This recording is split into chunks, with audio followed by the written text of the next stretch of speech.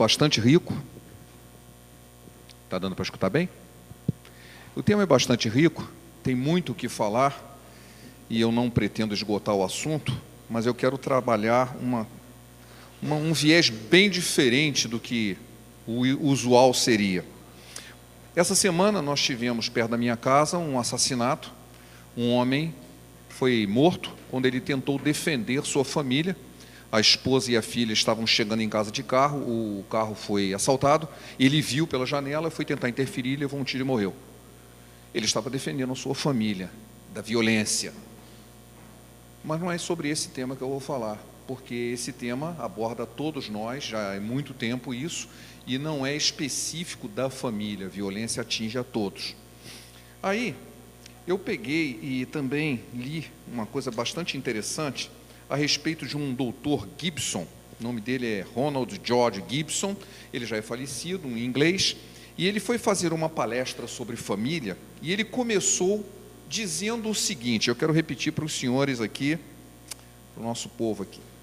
Nossa juventude, ele disse, eu vou dizer quatro frases. Nossa juventude adora o luxo, é mal educada, caçoa da autoridade e não tem o menor respeito pelos mais velhos. Nossos filhos hoje são verdadeiros tiranos. Eles não se levantam quando uma pessoa idosa entra, respondem a seus pais e são simplesmente maus. Essa é a primeira frase. Segunda, não tenho mais nenhuma esperança no futuro do nosso país, se a juventude de hoje tomar o poder amanhã, porque essa juventude é insuportável, desenfreada e simplesmente horrível. Essa é a segunda frase. Terceira, nosso mundo atingiu seu ponto crítico. Os filhos não ouvem mais seus pais. O fim do mundo não pode estar muito longe. Eu não consigo parar de rir quando eu leio isso aqui. 4. Essa juventude está estragada até o fundo do coração. Os jovens são malfeitores e preguiçosos.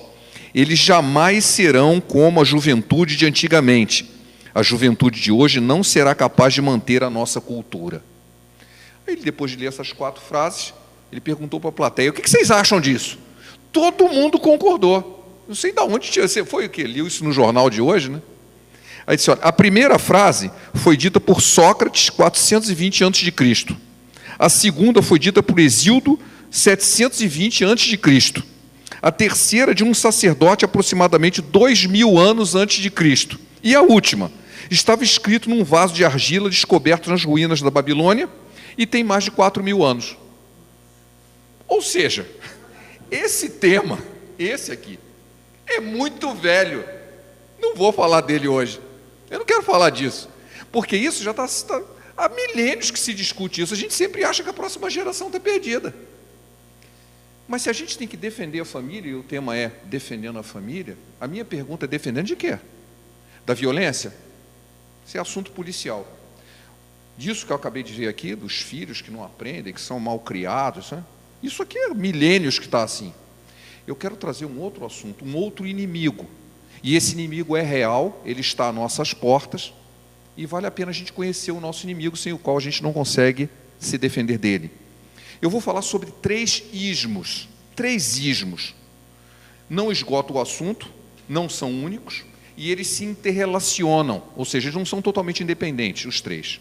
O primeiro é o marxismo, não é política, vamos falar do marxismo, vamos falar do feminismo e vamos falar do secularismo. E eu vou explicar cada um deles, vamos ver como isso agride a minha família e o que eu posso fazer para me defender disso.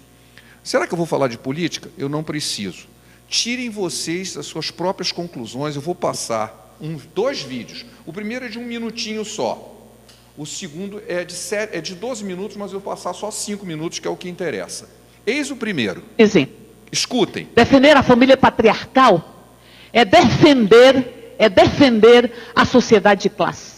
Porque se destrói a família patriarcal, se destrói a propriedade e se destrói a própria sociedade de classe, remontando a análise de Engels da história, da origem da sociedade, do Estado, da propriedade da família. E aí se destrói, se construi uma anarquia.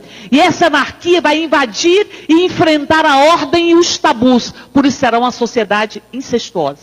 Aí se constrói uma discussão que a partir da família patriarcal, da eliminação da família patriarcal, nós construímos uma sociedade incestuosa. Porque penso eu, porque demorei para entender isso, penso eu, que há uma discussão de que, como nos tabus mais universais, o tabu do incesto, se eu construo a anarquia e eu destruo a ordem, eu também vou destruir um dos tabus mais universais da humanidade, que é o tabu do incesto. E vão construindo a concepção de ideologia de gênero para promover o diálogo entre os fundamentalismos que foram articulados em grande medida por Eduardo Cunha.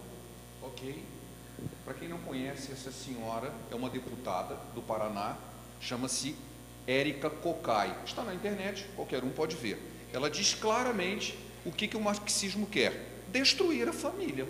Destruir a família. Segundo a visão deles, a família é a raiz de toda a opressão, nós vamos ver mais no próximo vídeo, e que a ideologia de gênero é um dos instrumentos para destruir a família. Isso não está escondido, isso não é uma conspiração. A pessoa vai a público, isso é uma palestra sendo feita no sindicato do Paraná, eu não me lembro qual era o sindicato, mas não dá para ver, mas no vídeo inteiro dá para ver, a plateia está cheia de gente. Isso está sendo dito explicitamente. Qual é o objetivo?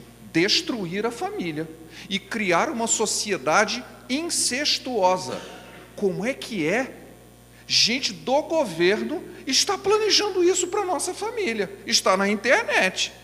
Isso não é uma conspiração, se eu ouvir dizer. Bom, vocês acabaram de ver. Agora eu vou passar um outro vídeo para mudar um pouco o foco, porque eu trouxe uma deputada. Não vou nem dizer o partido, que não precisa, qualquer um pode ver na internet. Eu vou trazer um padre agora. Ele é bastante conhecido. Seu nome é Paulo Ricardo. Escutem o que ele está dizendo. Ele é um especialista no assunto. A palestra dele é de 12 minutos, mas quando chegar em 5 eu vou interromper.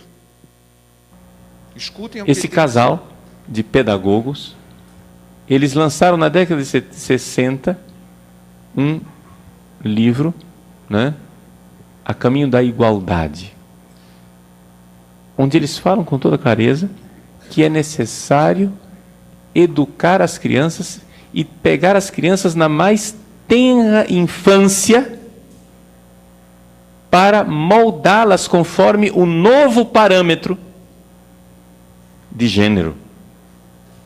Ou seja, de pessoas versáteis sexualmente. Você vai dizer, e lá vem mais um cristão fundamentalista teórico da conspiração. Não é? Então, muito bem. Vamos, então, matar a cobra e mostrar o pau, já que é questão de acusação de teórico da conspiração, vamos mostrar, não é, como é que são as coisas. Na verdade, o que está sendo feito é uma reengenharia da família. Uma reengenharia de tal forma que a família precisa ser sistematicamente destruída.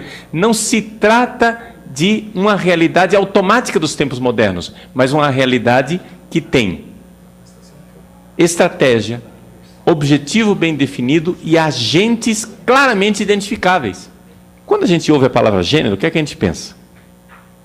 A gente pensa assim, não, é que o padre é educado e ele quer evitar a palavra sexo, porque sexo tem a conotação de ato sexual, né? Então, é mais fácil, é mais educado, é mais correto, é mais polido dizer gênero. Mas não é isso. Gênero não é sexo. Gênero é uma construção social na cabeça dessas pessoas. E eles querem implantar no nosso sistema educacional e no mundo inteiro essa realidade para que as pessoas comecem a enxergar que os nossos filhos, desde pequeninos, devem ser educados para escolher se ele gosta, se o menino gosta de menina ou se ele gosta de menino. Qual é a identidade dele? Ou se ele gosta dos dois? Ou como é a sexualidade?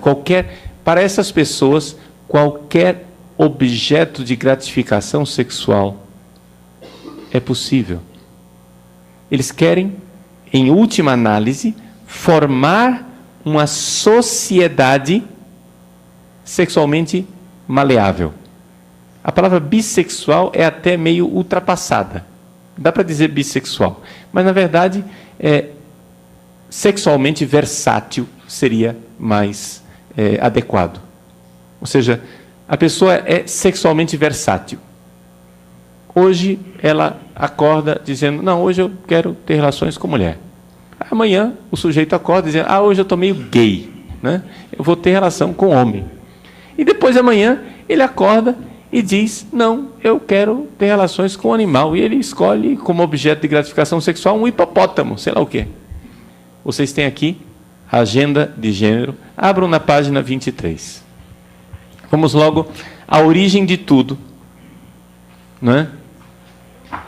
Na página 23 vocês encontram lá, no penúltimo parágrafo, a citação de uma obra de Engels. Ela foi publicada por Engels. Na verdade, o rascunho tinha sido escrito por Marx. Marx morreu, foi ele quem teve a intuição básica. E o Marx não teve condições de escrever isso e elaborar o argumento inteiro. Então o Engels, póstumamente, pegou essa obra, né, de Marx, editou e publicou com o nome dele. A obra chama-se A Origem da Família, da Propriedade Privada e do Estado. Então, veja só. O que é a família para o marxismo?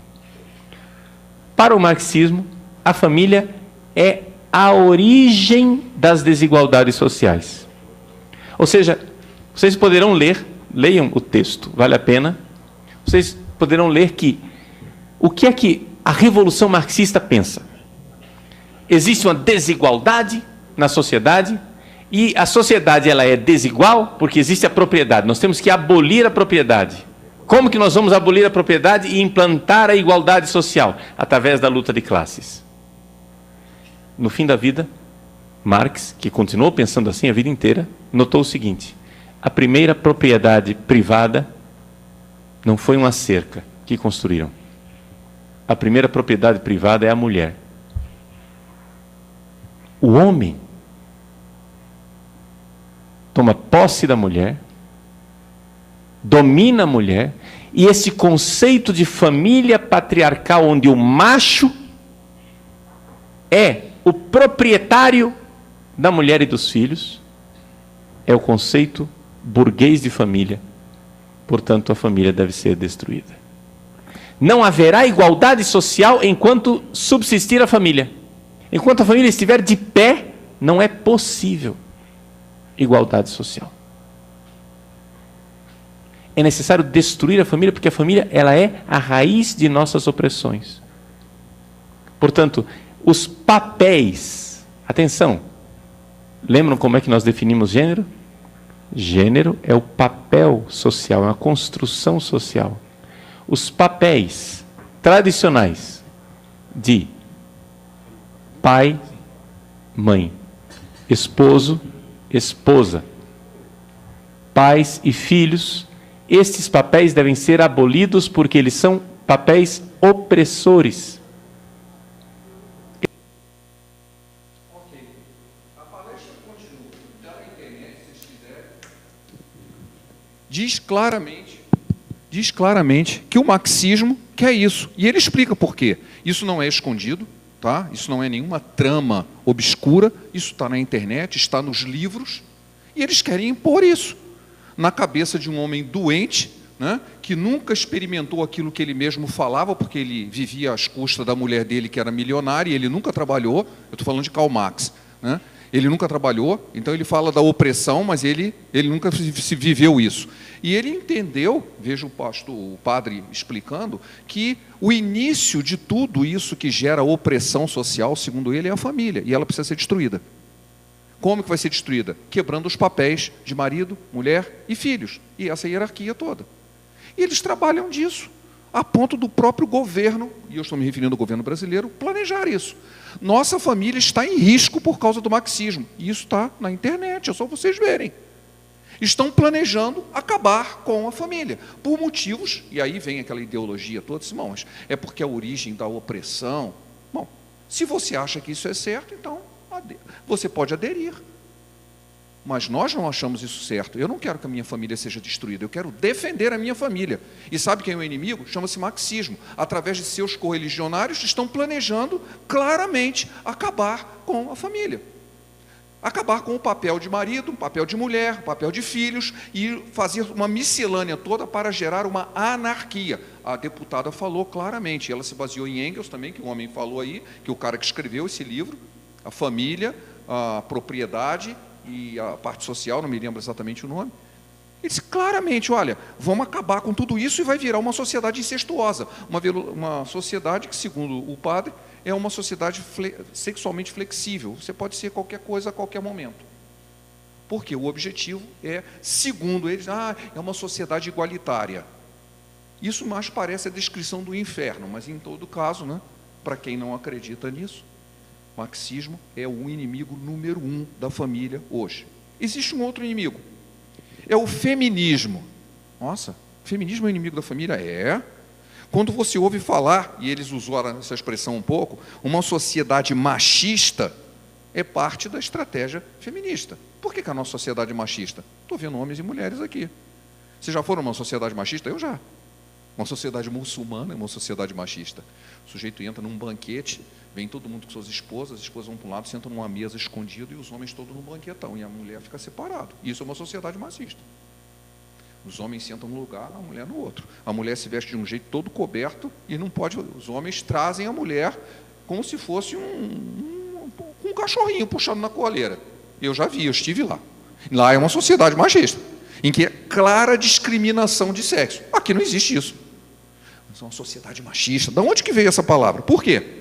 Porque do feminismo, que basicamente começou após a Segunda Guerra Mundial, aproveitando o fato de que os homens estavam em guerra, as mulheres precisavam trabalhar para se manter a família. E a partir dali começou, não, mas é uma boa ideia a mulher trabalhar fora, porque antigamente a mulher cuidava de sua família.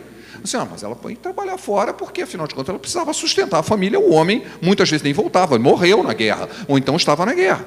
E a guerra durou muitos anos, então era preciso que alguém fizesse alguma coisa, e era natural, não nada de errado nisso. Pegou-se essa ideia e começou, não, mas a mulher devia continuar trabalhando, ela precisa ter a sua independência. E essa é a palavra fundamental, porque algumas pessoas mais desavisadas, elas entendem que o feminismo é uma luta, uma busca pela igualdade entre homens e mulheres. Quem pensa isso está completamente enganado. O feminismo nunca buscou a igualdade entre homens e mulheres. Às vezes até diz que está fazendo isso, mas é mentira. O que eles estão buscando é a independência, o que não é a mesma coisa. Independência da mulher em relação ao homem. Uma coisa que eu fiquei pensando, como de uma maneira assim bem compacta, né? Eu preciso dizer isso para a plateia. Aí eu peguei, tem um videozinho que eu recebi da internet, de uma youtuber famosa, moça muito bonita, uma ex-modelo, e ela não é feminista, ela é antifeminista, ela publica um monte de vídeos na internet, e as pessoas odeiam ela por causa disso. Em algum momento ela disse o seguinte: marido é aquele que te ama, te protege e cuida de você. Ok? Todo mundo concorda, né? As feministas não concordam. Aí houve o contraponto. Assim, o quê? Me ama, me protege e cuida de mim? Aí as feministas responderam da seguinte maneira: eu sei cuidar de mim mesmo, não preciso que ninguém cuide de mim, não preciso de ninguém que me proteja e eu amo a mim mesmo. Assim, ok, eu não preciso de homem. Então é o seguinte, não é a igualdade, é a independência. Eu não preciso para nada. Recentemente, aliás, há 2 anos atrás, 2 anos e meio, eu fui a um casamento de um amigo nosso. Ele nos convidou, nós já nos conhecíamos há muito tempo e tal, conhecemos a esposa. 1 ano depois eles se separaram, recentemente eu estive com ele. Por quê? É uma pessoa, essa moça, ela é uma executiva de uma empresa multinacional, agora ela mora na Alemanha, e ela simplesmente não agia como esposa. Assim, não queria ter vida em comum, porque eu não preciso de você para nada. Ele me contou, ela disse claramente para mim, mas eu não preciso de você para nada. Era um encontro fortuito, a gente se divertia na balada, mas eu não preciso de você para nada. Um pensamento desse não monta um casamento, não monta um casal. Por quê? Porque ela acha que ela não precisa de ninguém, ela é independente. Então, essa mentalidade destrói o conceito de família. Não é possível. Ela combate o conceito. Ninguém pode formar uma família dizendo o seguinte: olha, eu vou continuar sendo eu mesmo, você se vira do jeito que você quiser, eu vivo a minha vida e de vez em quando a gente se encontra. Isso não é casamento, pelo menos não o casamento que está na Bíblia, não aquele que foi planejado por Deus. Então, essa independência, né, ela vem de um conceito feminista. Eu não preciso de um homem para ser feliz. Depois, com o advento que você pode fazer gravidez in vitro, eu não preciso nem para gerar filhos. Eu queria ser mãe, mas eu não quero ter um marido, eu não quero ter um homem. Eu vou lá e contrato um espermatozoide e engravido. Se eu não puder ter filho, eu posso até contratar uma barriga de aluguel, mas eu não preciso de ninguém. Total independência, portanto, não existe família para esse tipo de relacionamento. Eu sou uma célula, eu costumo dizer, uma ameba. Eu não sei quantos sabem, a ameba é um animal unicelular, e ele simplesmente, de repente, ele se divide em dois e viram duas amebas, que mais tarde se dividem e viram 4 amebas. Ele não precisa de uma outra, não precisa de ninguém. É totalmente independente. Alguns anos atrás, por causa do meu serviço, fui na Alemanha e um senhor, já bem mais idoso, inclusive, do que eu, uma pessoa experiente, ele me perguntou como era a juventude aqui do Brasil. Aí eu achei curioso, assim, nossa, onde que ele quer chegar? Por que ele está me perguntando isso? Aí eu disse, não, porque aqui nós estamos tendo um problema muito sério com a nossa juventude. E ele definiu esse problema, em inglês ele disse, career oriented. Aí eu, já entendi. As moças são criadas, orientadas para ter uma carreira, não para ter uma família. Elas são criadas e orientadas para ter uma carreira e não uma família. Então, se algum dia ela vier se casar por qualquer que seja o motivo, tanto o marido quanto os filhos vão ser um impedimento àquilo que é o objetivo da sua vida, a sua carreira. Não é à toa que está se deturpando tanto o relacionamento e não existe continuidade. É difícil até se manter junto desse jeito. Por quê? Porque a prioridade é a minha carreira. Eu quero a minha carreira. Mas eu vou me mudar de cidade, mas se eu tenho... Nossa, você fica para aí, eu vou me mudar de cidade, porque a minha carreira, eu posso subir mais ainda e não vou me precisar de você. Então, você orienta as jovens, ele estava se referindo às moças, são orientadas a ter uma carreira e não ter uma família. Elas não sabem se conduzir dentro de casa, não sabem cuidar de uma casa, não sabem cuidar de ninguém. Às vezes não sabem cuidar nem de si mesmo. Conheço pessoas hoje que estão sendo cuidadas de tal maneira que eles não conseguem cuidar de si mesmo, precisa que alguém cuide de si. Como que alguém desse jeito vai montar uma família? Nossa família está em risco. Terceiro, o secularismo. O secularismo, ele se diz respeito ao mundo, fora do contexto da própria família e do contexto da igreja, é claro. Eu vou dividir em 2 partes. Às vezes, o secularismo é para acabar com a religião. Não. O secularismo que é provido até pelo Estado, ele não quer acabar com a religião. Ele quer que não tenha influência, que exista um mundo religioso. Não quero. O mundo é laico. Você, se quiser discutir religião, você discute dentro da sua casa ou dentro da sua igreja. Você não pode ter uma vida religiosa. Eu quero dicotomizar a religião da sociedade. São espaços excludentes, ou seja, quando você está em sociedade, fora da igreja, você não tem que falar de Deus, não tem que falar da sua fé, não tem que falar do que você crê, não tem que falar nada. Você fica de fora. Esse é um aspecto do secularismo. E muita gente está aderindo a isso. Senão, para discutir sobre fé, sobre Deus, a gente faz isso na igreja, quando está em grupo de estudo, no momento de oração, depois disso, na vizinhança, na escola, no trabalho. Não, isso aí é outro espaço. Isso é o secularismo. O outro aspecto do secularismo é a aceitação daquilo que é mundano em relação ao que é santo. É a inversão de valores por parte da igreja. Quando existe até um texto na Bíblia, o apóstolo Paulo fala isso, que é tomar a forma do mundo. Você fica com a forma do mundo. Há uma inversão de valores quando ela começa a se voltar para as coisas do nosso dia a dia, para o presente século, que a gente chama, esquecendo da natureza do futuro eterno das coisas. Assim, não, eu só estou olhando o imediato, eu só quero o agora. A secularização ela toma uma forma mais direta, né? E acaba se refletindo numa frieza espiritual, porque se eu não dou um caráter espiritual às coisas, tudo tem um caráter material, você esfria na sua fé. Eu vejo aquilo de uma forma muito pragmática, uma forma utilitária, né? eu passo a copiar os modismos, eu passo a ter o mesmo tipo de vaidade, eu passo a ser consumista. Uma vez eu ouvi um pregador falando, e ele era de cunho marxista, que ele falou que a sociedade, o capitalismo... Aí eu depois chamei assim, amigo, você não sabe o que você está falando do consumismo, né? Não tem nada uma coisa a ver com a outra. Os socialistas também são consumistas, eles adoram consumir. Não tem nada a ver, para de falar de política, né? Você está falando do desejo de ter. Esse é que é o detalhe. Os valores éticos passam a ser os valores do mundo. Eu valorizo mais o ter do que o ser. Eu costumo dizer, antigamente, quando eu era criança, era muito comum assim, o que você vai ser quando crescer? Né? Todo mundo respondia. Hoje em dia, assim, o que você pretende ter quando crescer? Eu não quero saber o que eu vou ser, não interessa o que eu vou ser, interessa o que eu vou ter. Eu quero ter assim que eu tiver 18 anos, eu quero ter um carro, eu quero ter não sei o que, eu quero ter mais isso, eu quero um iPhone XYZ de última, a geração do futuro ainda, que não nem aconteceu ainda. O cara já sabe o que ele quer ter, mesmo que ele não seja nada. Eu não preciso ser nada, basta que eu tenha. Então eu estou valorizando o ter em vez do ser. As coisas são mais importantes do que as pessoas, né? Eu já vi vários vídeos assim, inclusive desenhos brincando, que tem uma pessoa morrendo afogada, em vez do sujeito ir lá correr para socorrer, o cara fica tirando selfie e filmando para pegar e depois botar na internet que ele viu um cara morrendo. Mas como assim você não vai acudir o cara que está passando mal? Não. Eu gravei um momento muito especial, todo mundo vai dar like lá para mim, eu vou ficar todo feliz com isso. Quer dizer, as coisas passaram a ser mais importantes que as pessoas. Se eu tenho que manter tudo isso, qual é o tempo que eu tenho com a minha família? Eu não tenho tempo com a minha família. Você chega, e falei isso no domingo agora, né? Chega na casa de uma pessoa, a pessoa diz assim, aí tem uma criança lá, um adolescente está jogando na televisão. Aí assim, oi, Evandro. Nem olha para você, continua lá, ignora a sua presença, né?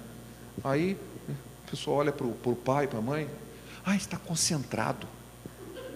Está concentrado, não, é mal educado mesmo. Ele está ignorando as pessoas. Ele não está nem aí para o que está acontecendo. Não está nem aí, você não fala nada. Ele não tem educação nenhuma. Ou então faz como a minha sobrinha, né? Passou, oi, fulano. Aí a mãe diz assim, ela é tímida. Ela é tímida? Não, ela é mal educada. Não tem nada de tímida, ela é mal educada, ela não cumprimenta as pessoas, ela não se relaciona com as pessoas, ela não tem tempo para ninguém, só para si mesmo e para as coisas dos modismos que vão alterando, né? A cada nova mídia social que é lançada, começou com o Orkut, depois passa para não sei o quê, passa para não sei aonde e assim vai. Uma vida virtual, ela não tem uma vida real. Ora, o secularismo entrou na nossa família. Aí a pessoa chega assim, não deu, sabe? A pessoa estava muito... Eu cheguei atrasado na igreja, nem consegui, porque eu não consegui tirar meus filhos de casa. O que eles estavam fazendo? Aí, se você vai ver, o tempo que eles gastaram na internet, o tempo que gastaram... As coisas não têm valor nenhum. Eu não vou abrir mão do tempo que eu tenho para fazer as coisas do meu dia a dia para separar para Deus. Não. Eu não vou nem dizer para Deus para não dar um aspecto assim muito evangeliquez, para dar aspectos a coisas que realmente no passado valiam a pena. O relacionamento, seja com Deus, seja com as pessoas. Eu não tenho tempo para nada. Eu não conheço as pessoas. Eu não conheço a reação das pessoas. Não sei porque eu nunca convivo com elas, embora estejam muito próximas. O secularismo definitivamente é um grande inimigo da família. Mesmo porque, para você sustentar tudo isso, né, essa quinquilharia de coisas novas que estão surgindo, eles custam dinheiro, você tem que trabalhar para isso, né? Normalmente se trabalha, né? Lógico que existem caminhos alternativos que não valem a pena citar, mas você trabalha para conseguir aquilo. E você trabalha tanto que você não tem tempo. Mas eu dei tudo o que os meus filhos queriam. Eles só queriam um pai, né? Eu recebi no Dia dos Pais um desenhozinho de uma criança que, enquanto o outro estava com um pacote carregando para o seu pai, ele pega um caixote velho. Assim, como assim? Ele pretende dar um caixote velho para o pai? Aí porque ele era baixinho, então ele sobe no caixote e dá um abraço no pai. E que com certeza deve ter valido muito mais que um presente, porque ele foi lá dar um abraço no pai. Quantos pais não receberam um abraço dos seus filhos, né? Talvez ele tenha até recebido um presente, um zap dizendo, valeu aí, velho, negócio assim.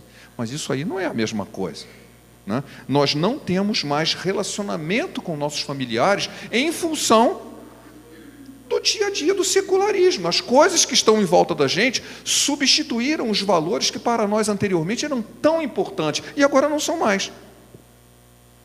Não existe certo e errado. No secularismo existe o que é bom e o que não é bom para você. Eu não preciso pensar em certo e errado. Para quê? Mas a Bíblia diz que tem. Os conceitos cristãos diz que tem, e quando você está no caminho errado, gera consequências.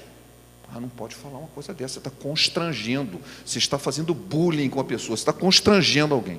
Bom, esse tipo de coisa, falei de uma forma resumida dos nossos 3 grandes inimigos. Agora vamos dizer o seguinte, o que eu vou fazer diante disso? Ok, apresentei o problema, apresentei o inimigo. Como é que a gente vai combater ele? A primeira coisa é evitar. Tem coisas que eu consigo evitar, claro que tem. Eu posso evitar muita coisa na minha vida. Eu não tenho que assim, isso vai me acontecer de qualquer maneira. Não necessariamente. Algumas coisas nós não conseguimos evitar, outras nós conseguimos. A própria Bíblia diz o seguinte, olha, não vos enganeis, as más conversas corrompem os bons costumes. O que quer dizer com isso? Você está acostumado a só conversar bobagem. O que você acha que a sua cabeça está pensando? O que está no seu coração? Só tem bobagem lá dentro. Jesus disse que o coração transborda, a boca transborda do que está cheio o coração. Se você está se alimentando de coisas que não prestam, você está se alimentando de coisas que não prestam, o que você acha que você vai ser e pensar? Guarda o teu coração, porque deles procedem as fontes da vida. Sobre tudo que se deve, guarda o teu coração, guarda as coisas, você pode guardar isso, guardar no seguinte sentido, eu não quero ver o que não presta. Eu recebo muitos vídeos, mas quando eu percebo que eu nem abro, eu apago direto. Eu não quero encher meu coração de lixo. E tem muito lixo circulando. E não é lixo só no WhatsApp, não. Na internet e principalmente na televisão. Há um lixo enorme na televisão e que eu deveria me afastar dele. Novelas, sim. Você acha que as novelas têm coisa boa? Elas só transmitem o que não presta. Eu li uma vez um comentário de que se uma novela só passasse coisa boa, ela não teria audiência. Como eles dependem da audiência até para financiar a própria TV, eles têm que colocar um monte de coisa que chame a atenção, só coisa que não presta. E eu vou encher meu coração com isso. As propagandas que tem na televisão induzem as pessoas a terem conceitos errados. Eu tentei achar uma, infelizmente eu não consegui pegar. Eu ia passar uma aqui, é uma propaganda, acho que é de um shopping, alguma coisa assim, eu não me lembro o que era, mas era uma mulher conversando com uma cigana, né? E assim, eu quero saber o que as cartas dizem para eu ser feliz, rica e feliz. Aí a pessoa, as cartas dizem que você tem que ir em tal lugar assim, investir não sei o quê, fazer não sei o quê, e você vai ser muito feliz. Aí a pessoa assim, mas eu não vou casar? Assim, mas você não disse que queria ser feliz? Olha só. E, assim, de leve, assim, mas casar significa ser infeliz, você não devia casar. É uma propaganda idiota, mas ela está mandando um veneno para o nosso coração. Não, eu não quero ouvir isso, eu não aceito uma coisa dessa, eu não quero ficar ouvindo lixo. Em 1 Tessalonicenses 5,22 tem um texto assim, olha, você tem que se abster de toda aparência do mal, toda forma de mal. Às vezes só mas o que eu preciso, mas é só aparência. Aparência é suficiente, eu não quero me chegar perto do mal. Tem muito tipo de mal que eu posso evitar. Claro que eu posso.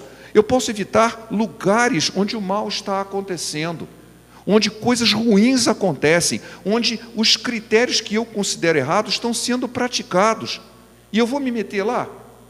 Eu me lembro que na minha época de jovem haviam muitas ilustrações sobre isso, e às vezes, sempre tem aquela fala assim, o que tem? O que tem? Aí alguém disse assim, olha, você pode entrar numa mina de carvão vestido de branco e não vai acontecer nada, não vai ter nenhum acidente, não vai morrer ninguém, mas eu duvido que você saia de lá branco. É uma forma interessante de ver. Você vai sair de lá sujo, porque lá é um lugar sujo. Não precisa acontecer um acidente, lá é um lugar sujo. Você vai voltar sujo. Eu vou a tal lugar, o que tem de mais? Você vai voltar sujo, porque lá é um lugar sujo. E você está se sujando. Então eu posso evitar uma série de coisas que entram na minha casa através da televisão, através dos filmes, através das propagandas, através de contos, novelas, através de programas de, não é entretenimento, programas de entrevista. Só tem assunto que atende a essa agenda marxista que eu falei agora. Só tem assunto assim, é igualdade de gênero, é racismo, é isso, é aquilo. Mas eu não quero ter isso na minha casa. Eu posso desligar a televisão, eu posso mudar o canal, eu posso escolher uma boa literatura. Existem tantos livros bons, tanta coisa boa que eu posso fazer, por que eu vou deixar o meu coração se encher de lixo? Então eu posso evitar. Se eu quero proteger a minha família, eu tenho que evitar que essa influência maligna dos 3 ismos que eu mencionei, tanto do marxismo, quanto do feminismo, quanto do secularismo, eles entrem na minha casa. Eu vou evitar cortando a entrada. Senão, não vai. Mas você tem uma escola, lá vai ter hoje uma visita ao museu que vai ter... Não, não vai. Eu não quero que você veja isso. Eu não quero encher meu coração de lixo, nem dos meus filhos, nem da minha esposa. Não apenas eu tenho que evitar, porque tem coisas que eu não consigo evitar. Eu preciso aprender a confrontar. E eu trouxe para vocês aqui um texto, que parece até um poema, mas ele foi escrito por um alemão chamado Martin Neumüller. Ele é um pastor luterano, morreu em 1984, mas ele nasceu em 1892. Então ele viveu a Segunda Guerra e foi perseguido pelos nazistas. E ele escreveu um texto que é muito famoso, muito conhecido, eu quero ler para os irmãos aí. Quando os nazistas vieram buscar os comunistas, eu fiquei em silêncio. Eu não era comunista. Quando eles prenderam os social-democratas, eu fiquei em silêncio, eu não era social-democrata. Quando eles vieram buscar os sindicalistas, eu não disse nada, eu não era sindicalista. Quando eles vieram buscar os judeus, eu fiquei em silêncio, eu não era judeu. Quando eles vieram me buscar, ninguém disse nada, não havia ninguém para dizer, não havia ninguém para pudesse protestar. Eu me calei e o mal foi tomando conta. Mas você não tem nada com isso. Tenho sim. Eu tenho que confrontar o mal, aonde ele estiver. Mas não está comigo, mas está com o vizinho. Um dia ele pode chegar em mim. Eu não quero isso. Eu tenho que aprender a dizer, não, isso está errado. Veja bem, eu não estou como assim, vamos sair daqui agora, vamos fazer uma manifestação, pega uns cartazes, aí vamos pela rua. Não é isso. Talvez tenham pessoas que se animem mesmo e vão fazer. Amém, pode fazer, não tem problema nenhum não. Mas não é isso que eu estou dizendo. Individualmente, a gente tem que aprender a não calar, assim, porque senão nós não podemos ficar assim. Se você falar alguma coisa, alguém vai ficar bravo com você. Não me interessa, eu não tenho que me calar por causa da mentira. Eu tenho que falar a verdade, eu tenho que confrontar. Eu não posso conviver com as obras das trevas. A Bíblia nos diz em Efésios 5:11 que nós temos que condenar isso. Nós temos que dizer, isso aí está errado. Eu não quero impor você a minha fé, mas eu tenho que dizer, o que você pensa, eu discordo. O que você está falando está errado. Isso aí vai terminar mal. Se você quer continuar, você tem toda a liberdade, mas eu digo, não quero, isso está errado. Eu estou respeitando o direito dos outros e estou me fazendo respeitar o meu. Eu não posso me calar com o que chamam hoje de politicamente correto. Você não pode falar isso. Você não pode falar isso. Eu troquei informações com uma ex-professora e ela estava dizendo, não, porque eu não acho que tenha que acontecer assim com os homossexuais, falou um monte. Eu falei assim, olha, você já tentou falar isso na sua escola? Se você falar isso, talvez você seja processada. Por quê? Porque há uma lei lá para calar a boca. Você não pode ir contra o que diz que tem que ser assim. Então, veja bem, está acontecendo algo muito interessante de que certos conceitos, você disse que você tem o direito de fazer, mas não te dão o direito de não fazer. Prestem bem atenção. Recentemente, alguém chegou e disse assim, não, mas eu quero, uma mulher falando, eu optei por ficar em casa cuidando dos meus filhos. Todo mundo começou a criticar. Como assim? Mas eu não tenho direito de decidir ficar em casa? Eu tenho direito de decidir trabalhar fora. Ok, você tem esse direito. Mas eu não tenho direito de decidir não trabalhar. Ao todo mundo disse, não, você tem que trabalhar fora. Estão querendo obrigar você a fazer uma coisa. É seu direito. Direito ou obrigação? Não é direito, virou obrigação. Assim, não, mas eu não quero, eu quero cuidar. Não, não pode, você tem que fazer. Recentemente, a coisa de 2 ou 3 anos atrás, o governador, se eu não me engano, do Paraná, ele fez uma declaração, quando chegasse, não, mas tem uma violência muito grande da juventude, os adolescentes, ele falou assim, sabe por conta disso? Porque as mulheres estão deixando seus filhos serem criados nas creches. Eles não, se elas ficassem em casa cuidando dos filhos, eu tenho certeza que isso diminuiria. Houve um levante quando ele falou isso. O que ele falou é óbvio. Isso é constatado facilmente, que quando a criança tem apoio em casa, não é criado na escola, não é criado em creche, ele é cuidado pela mãe e pelo pai, ele tem uma família, as chances dele estar muito mais, além de estar distante de drogas e da criminalidade, ele se torna um adulto mais equilibrado. Isso é fácil de ver na internet e em estudos. Mas se você fala, alguém diz, não, você não pode falar uma coisa dessa, porque alguém diz o seguinte, você tem o direito, entre aspas, na verdade estão te obrigando em uma direção. Você tem que dizer, não, não quero. Eu quero ser diferente, eu quero dizer não para isso e sim para aquilo. Há quanto tempo eu não vejo alguém pregando sobre a sexualidade dos jovens, que o ideal de Deus é se casar virgem? Eu não vejo isso há anos. Isso não pega bem. Como assim? Mas o padrão divino é esse. Não, você não pode falar, você vai constranger as pessoas. Ué, mas o pecado deve constranger mesmo. Eu não posso falar? Estão querendo me dar um cala-boca? Eu preciso confrontar isso. Se eu quero proteger a minha família, isso aí está errado. Isso aí está errado. Eu não quero que isso aconteça. Eu criei 3 filhos. O mais novo hoje está com 31 anos. Então já está bem idoso, graças a Deus, já me deu até uma netinha, maravilha. Mas não foi fácil. Na adolescência, eles gostavam de sair em bando. Se meus filhos não andam em gangue. Pode parar. Vocês não vão sair em gangue, não. Com quem que você vai sair? 2 ou 3 no máximo. Gangue, não. Porque eu sei que um bando de adolescentes acham que podem fazer qualquer coisa. Que são superiores a tudo, que podem violar a lei. Eu disse, não, você não vai fazer isso, não. Vai ser dessa direção. Eduquei-os. Foi difícil? Foi. Mas hoje em dia estão todos criados. Glória a Deus por isso. Tive que dizer não, muitas vezes. Tive que dizer, não aceito isso, você não vai fazer. Já grande, já com 17, 18 anos, eu disse, não, você não vai fazer. Você não vai fazer. Ah, mas eu não. Não, você já fez do seu jeito errado, agora você vai fazer do meu, eu estou mandando. E tinha que ser assim. Nós temos que nos posicionar, nós temos que confrontar. Nós precisamos dar antídotos. Ou seja, quando você ouve algo que você sabe que não é o caminho certo, que é contra a sua família, você tem que dizer, não, mas o certo seria desse jeito. Eu vi uma piadinha, era uma piadinha política, mas ela tem um fundo de verdade. Os defensores do aborto, uma deputada, chegou e disse assim, não, o aborto é a única solução para uma mulher pobre não criar o filho de um vagabundo. Aí o outro assim, não era mais fácil ela não ter transado com ele? Assim, por que eu tenho que ouvir isso, que é um crime? Eu disse, não, mas era mais fácil você ter feito o outro, do jeito certo, aí não ia acontecer nada disso. Nós não podemos nos calar, a gente tem que confrontar isso, não, isso é errado. Por que isso tem que ser assim? Não, não tem. Nada podemos contra a verdade, senão em favor da verdade. Não adianta querer lutar, não, eu tenho que me calar. Se eu me calar, vai acontecer igualzinho lá o Niemöller falou. Sim, eu vou me calando porque eu não tenho nada com isso, não é comigo, mas o dia que for, não vai ter ninguém para me defender, porque eu não defendi o que era o certo. Eu tenho que me posicionar. Então eu preciso evitar que o mal venha até a minha família, mas ele vem, então eu tenho que confrontar e expulsá-lo. E eu também tenho que me preparar.